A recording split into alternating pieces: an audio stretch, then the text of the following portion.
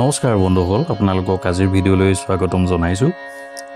আজিৰ ভিডিঅ'ত আমি আগবঢ়াইছোঁ 2025 বৰ্ষৰ বাবে তুলা ৰাশিৰ বাৰ্ষিক ৰাশিফল। তুলা ৰাশিৰ লোকসকলৰ বাবে চাকৰি দৃষ্টিকোণৰ পৰা 2025 চনটো তুলনামূলকভাৱে ভাল হ'ব।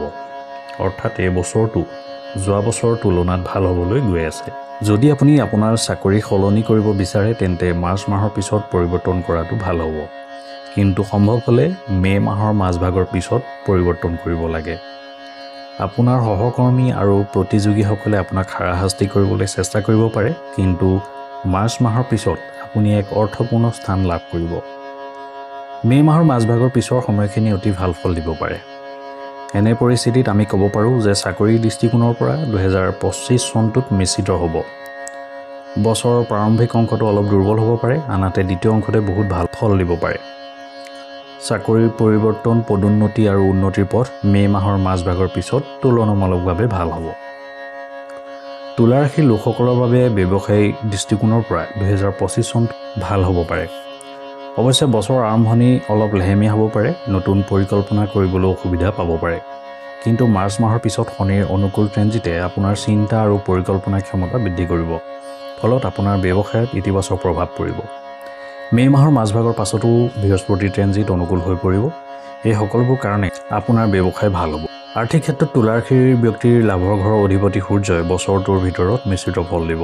ধনৰ ঘৰৰ অধিপতি মংগলৰ ক্ষেত্ৰতো একেধৰণৰ পৰিস্থিতিৰ সৃষ্টি হ'বলৈ গৈ আছে, কিন্তু বৃহস্পতিৰ ট্ৰেনজিটৰ ফলত মে' মাহৰ মাজভাগৰ পিছত অতি ভাল হ'বলৈ গৈ আছে।